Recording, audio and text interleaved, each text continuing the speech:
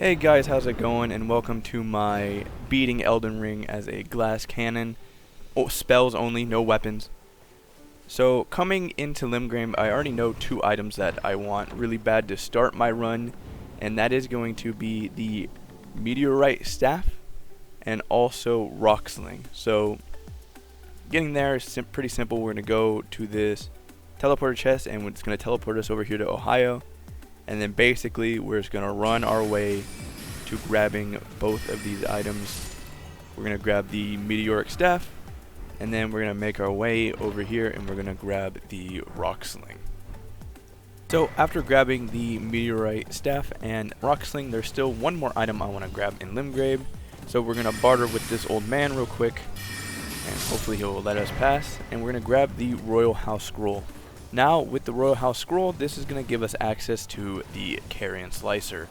So what we're going to do is we're going to come over here to Sorceress Sellen's hideout, and we're going to clear out Pyramid Head's cousin once again to get access to Sorceress Sellen, to then give her the Academy Scroll, which will allow us to buy Carrion Slicer from her if I had enough runes on me.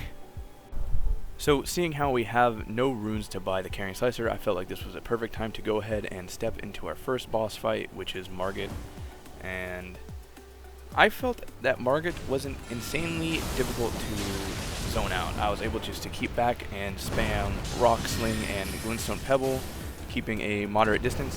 One thing I found kind of annoying is that when I did stagger him, like here, I kind of had no way to riposte him, which I won't for the rest of the game. So finding ways to get damage off a riposte is going to be one of the first things I do. Probably just spam Carrion Slicer, to be honest, but since I didn't have it, I just chose to keep hitting him with Glintstone Pebble.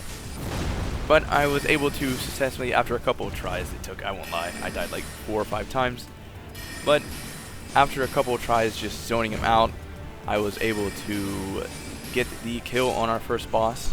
Not very difficult at all with just sorcery. So after a successful victory over Margit, we head to the round table and I purchase a memory stone from the Twin Maiden Husk, and then I also went and bought the Carrion Slicer from Sorceress Sellen because I could afford it because of the runes Margit gave me. So while in Stormvale, I ran into the enemies I hate the most in this game, which is these birds. Any type of bird I hate. I'm just a bird hater now because of this game. I hate them more than the dogs. I literally was spamming dodge there and I wasn't able to dodge. I hate these things. I hate these things. Anyway, past my personal vendetta against those stupid birds, I make it to Godric, the Lord of all that is golden, the runt of the litter. Oh, voice crack. But he's pretty easy. I'm able to spam Carrion Slicer on him because his moves are just so telegraphed, and he has such a long window of just stun that I'm able to just keep spamming it, which is my main source of damage this entire run. He has this one move where he takes his dragon flamethrower and spams it on the ground right next to him. This killed me so many times because I just am always up on him spamming Carrion Slicer, but I'm finally able to spam it enough in his face that he just eventually passes away from 1,000 stab wounds, and I am able to claim my first great rune.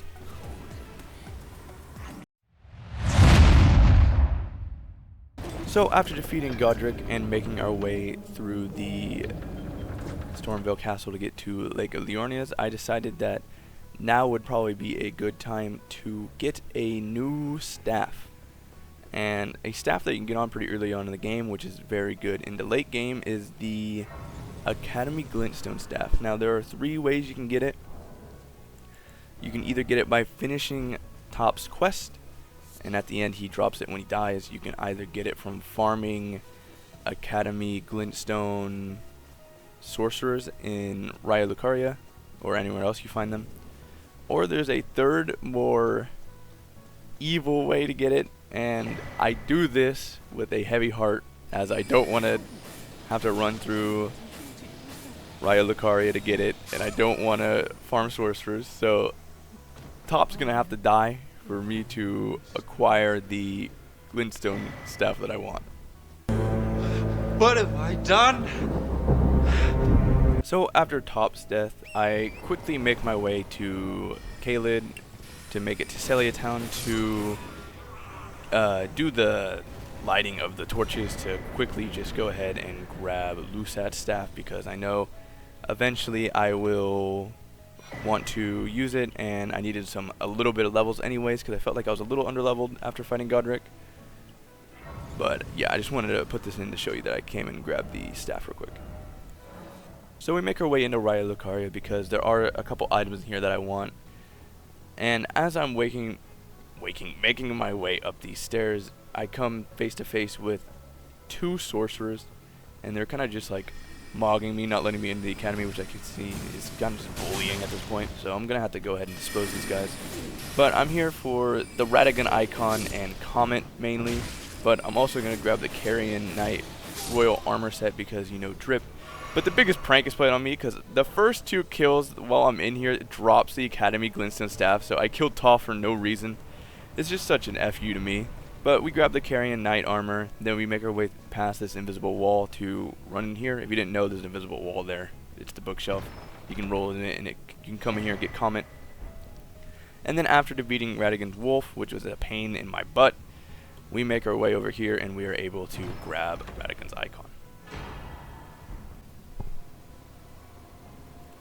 We now make our way through the Carrier Manor to where we can talk to Ranni to begin her quest.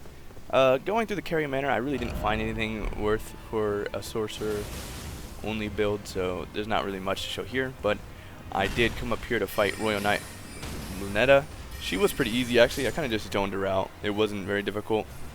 But she does drop Loretta's Great Bow, which is actually really good because it's the longest ranged magical attack, that magical spell, sorcery. And then we come to fight Dragonstone Adula. If you don't know, he's a Glintstone Dragon, so the only spell that does damage to him is Rock Sling, so thankfully we went and got that, because without it, we would not be doing any damage to this guy. And the only reason it does damage is because it counts as a physical attack against him. So I kind of just sit here, spam Rock Sling until he goes away, and then I make my way up to where Ranni is. And after talking to her, I am able to start not only her quest, but I'm also able to start Selva's quest. And Selva's quest is important because at the end of his quest, he gives you the Magic Scorpion Charm, which boosts your magic power by 12% and makes you take more damage. But since we're doing a Glass Cannon Mage build anyways, it doesn't really matter. So that is an item that I really want to get my hands on. After going to the river bottom and talking to Blythe, the next part, or the next main part in the quest, is to fight Star Scourge Radahn to allow the stars to go back into movement, so we have to defeat Radahn. Radahn was a complete pain.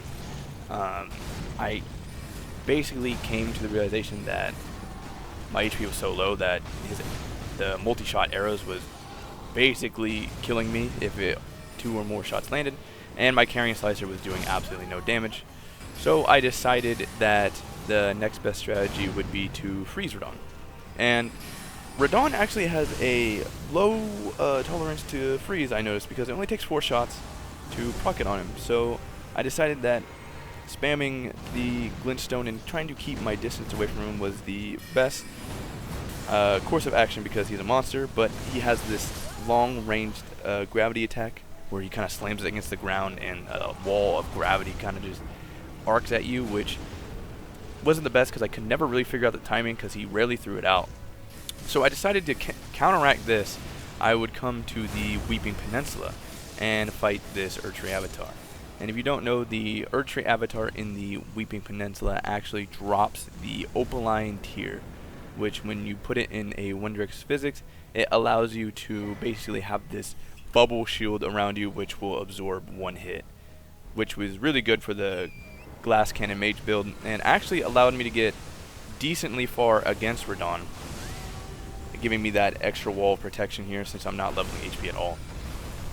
So after freezing him, I didn't know what to do for my next part of damage, so I decided to try to spam Rock Sling to try to poise break him, but looking at it now, it's probably not the greatest idea to spam gravity magic against the gravity master, because he was not getting poise breaked at all, and I hit him like 18 times with it. And I would just have unfortunate deaths after unfortunate deaths.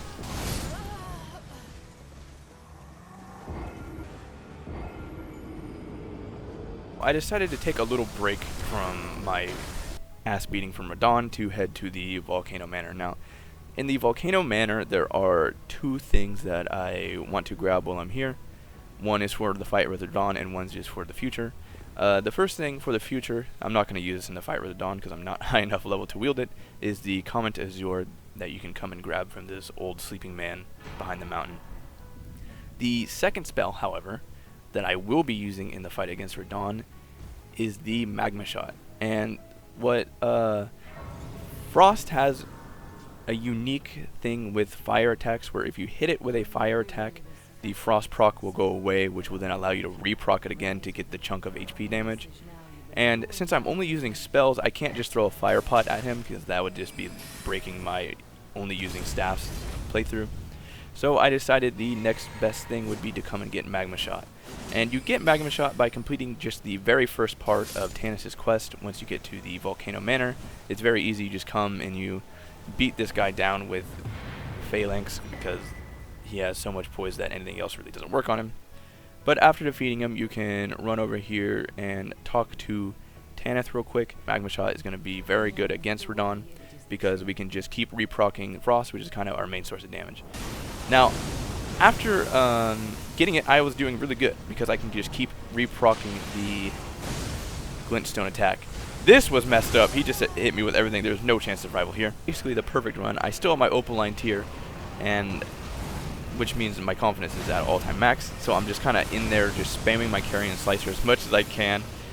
Thankfully, none of his attacks are hitting me. I'm just getting so lucky right now that I'm able to do this. And I'm just continuously spamming perfect dodges, and I'm able to just come up from behind him and finally finish him off. This was definitely the longest boss I have fought so far in this run. It was actually such a good feeling to beat him, and it really just like made this run worth finally defeating someone who was just so hard to beat. Once Radahn's defeated, I make my way up into Lindell to complete both Selvis's quest to get the Magic Scorpion Charm, because I felt my talismans were kind of lacking. So I wanted to go ahead and get my main build basically on the way. So I come up here and I grab the Magic Scorpion talisman from Selvis, and then I make my way over to this Everghoul to fight the copy of Godric so that I can lay claim on the Godfrey icon, which allows your charged spells and skills to do more damage, which will allow our Glintstone attacks, the Comet, basically once we charge it up, to do even more damage. Since we completed Selvis questline, we can make our way down to Nokron here. You want to complete Selvis questline before you grab the Fingerslayer blade for Ranni, because then she takes that blade and shoves it into Selvis' throat and he dies, meaning you can't get the Magic Scorpion Charm anymore. So after making our way down, we kill my fake self and we make our way up to grab the Fingerslayer blade for Ranni. After talking to Ranni, she then says that she's going to go on a departure and we have to find her somewhere else. While I'm doing this, I'm also doing Selen's quest because she has a spell that I want. So I'm down in the Weeping Peninsula ripping out her essence basically, and this guy's just kind of vibing in the background. I don't know what's up with bro. He was just watching, but he's seen enough for him, so he's heading out. He's piecing out of this.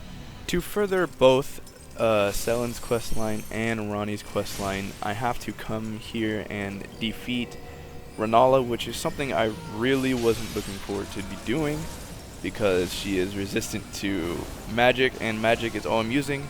So basically for this entire fight, I'm going to be relying on both the Rock Sling and the Magma Shot, because those are the only two things that can actually deal damage to her. But she wasn't too difficult since I was pretty over leveled. It took me about 3 or 4 tries and I was able to get it, but it was a tiring fight because it was like a lot of me just running around away from enemies instead of like actually getting up in her face and fighting, because she just summons. So It wasn't very interesting, so I'm not going to spend too long on it, but yeah, I had to do it, so.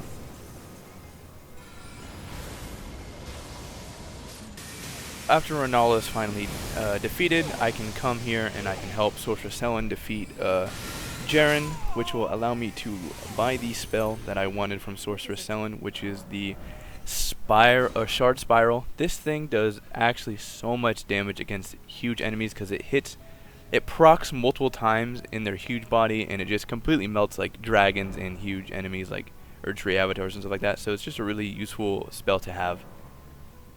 And I gain access to the chest. Well, speaking of big enemies, our next enemy in the Ranni's questline is actually going to be Estelle, the Natural Born, and as you can tell, he is a huge enemy, which means that Spiral Shard is going to put in some work here for us.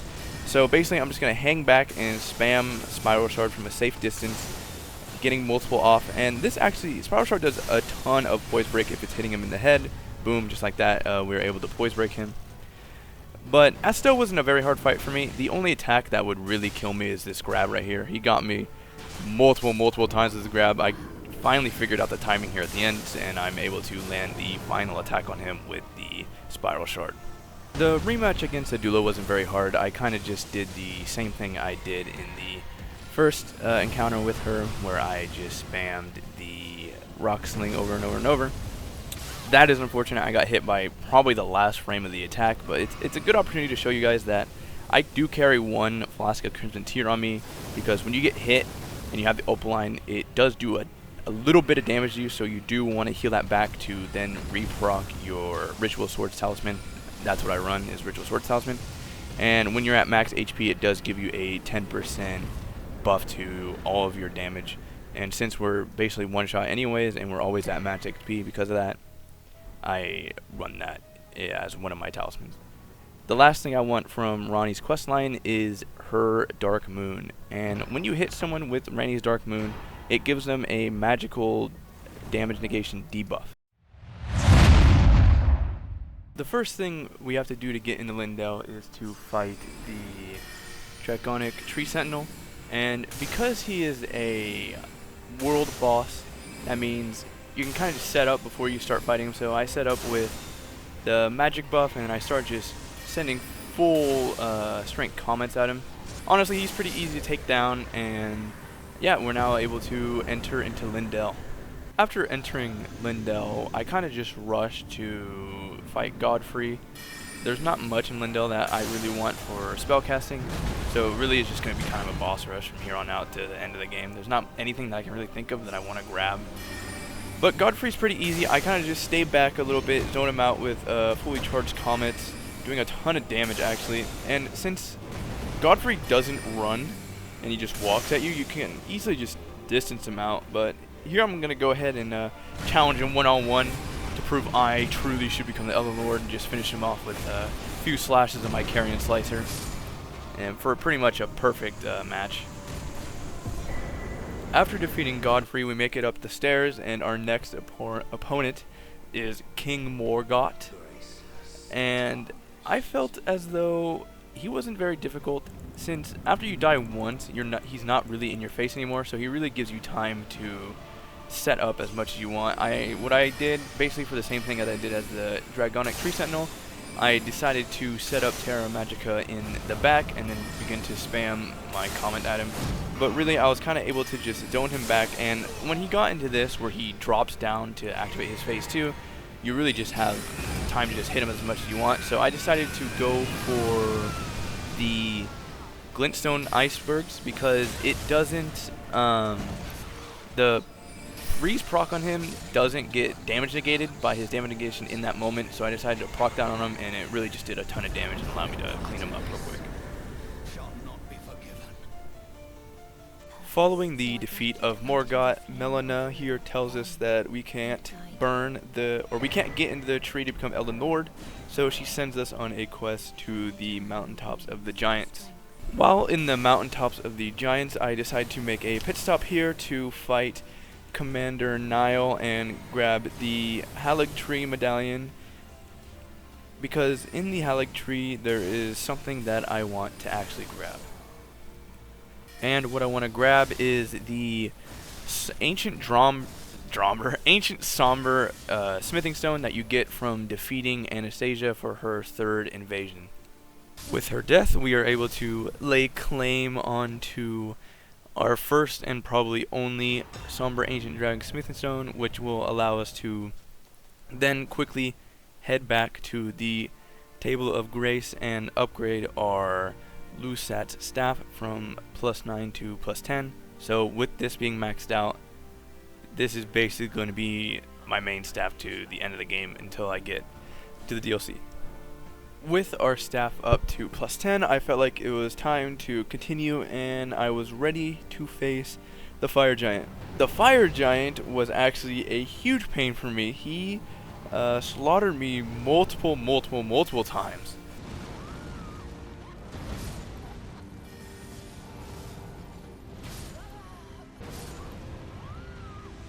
The main way that I was dealing damage to the fire giant was I would get up close with Adula's Moonblade and really just kind of swing my sword at him multiple times, because it would proc twice, or he would get hit by it twice, as you can see right there, and on the off chance that I would hit him enough, it would proc freeze as well. The other way I was dealing damage was with the Phalanx Guard was doing a lot of damage on hit, and then also Comet was just doing an absolute ton of damage. And it gave me so much poise break that I actually poise broke him after the cutscene, and I was able to just get a bunch of carry and slicer damage, and really just kind of carried me to victory here. With Fire Giant down, it was time to move on and go ahead and begin to actually burn the herb tree and move to Farm Azula. The Godskin duo in Farm Azula was not very difficult for me, actually, because I was able to pretty early on separate them by killing the fat one, while the other one was just zoned off in the corner somewhere. He wasn't really attacking me at all. I got really lucky on that. Once the fight became just a 1-on-1 instead of a 2-on-1, it was really just like a cakewalk. There wasn't really any difficulty that I had fighting either of them alone, and it was just really easy up until the end. Following the Godskins duos, the next main boss on your path to becoming Elden Lord is Malekith. And Malekith, swear to God, took me 2 tries to beat.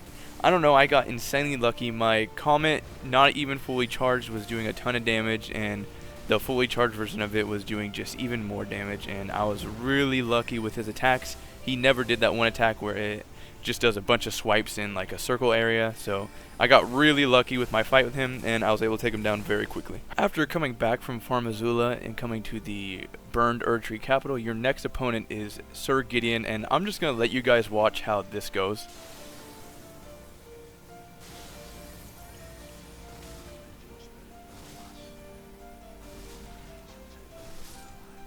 So I completely destroyed him, so I guess it's time to head up and fight Godfrey. Godfrey, I can honestly say without a shadow of doubt, in base game, I think Godfrey is my favorite boss fight. It's just that he's so aggressive and his moves are so perfectly, like, he has no moves that are like bullshit, I would say. No moves that he throws out that I'm like, oh, that there was no way to dodge. He has just a fun move set to fight against, and what I used against him mostly was carrying slicer. He had like, after he slams down here, you're able to just get a ton of damage in, slicing at his kneecaps here. I did spend quite a bit of time on Godfrey, not because I found him difficult, but because he's just so much fun to fight. I wiped him multiple times here just to keep fighting him, but here I'm able to finish him off with just a freeze proc. It is finally time for me to take on Radagon and the Elden Beast to claim myself a seat upon the Elden Throne. I fought Radagon so many times, I don't have the video of it because it got lost or something, but I fought him so many times that I kind of got him down to a science, and I'm able to easily just get past him. I'll show you guys how I did it, but you're able to jump over his thing where he smashes his foot on the ground, and then really all the rest of it is just timing your dodges. I was able to get 2 slices there, and then that's basically it. The Elden Beast was very annoying because he would send this ball attack out that would follow me, and since I have really no HP, it would just follow me the ends of earth and actually kill me. So I had to really devise a strategy here to defeat it. This is where it kills me. Dude, oh my fucking god. Oh. I was getting very frustrated because it killed me so many times, but here at the end, I'm able to beat him. Let's go, baby! Woo! Had to fight for that shit at the end, bro. But thank you guys for watching this glass mage trip. It was so much fun doing this. I recommend you guys doing this yourself. If you stay to the end, I really appreciate you guys. I would appreciate a subscribe and a like to the video, but I'm just going to let this play out at the end, and I hope to catch you all in the next episode. Peace out.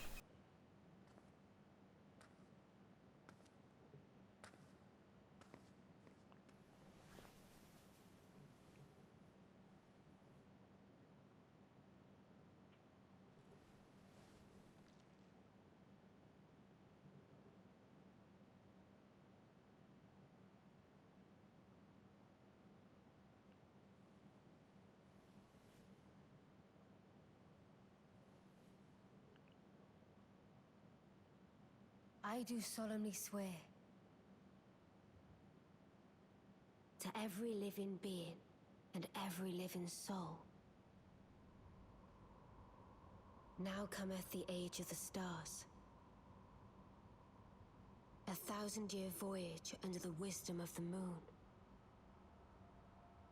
Here beginneth the chill night that encompasses all, reaching the great beyond. Into fear, doubt, and loneliness, as the path stretcheth into darkness.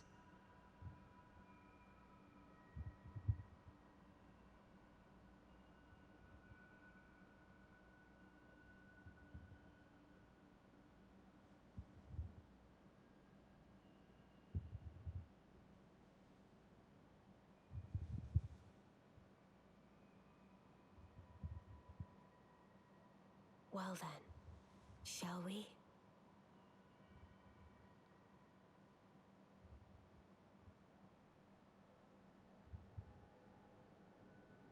My fair consort eternal.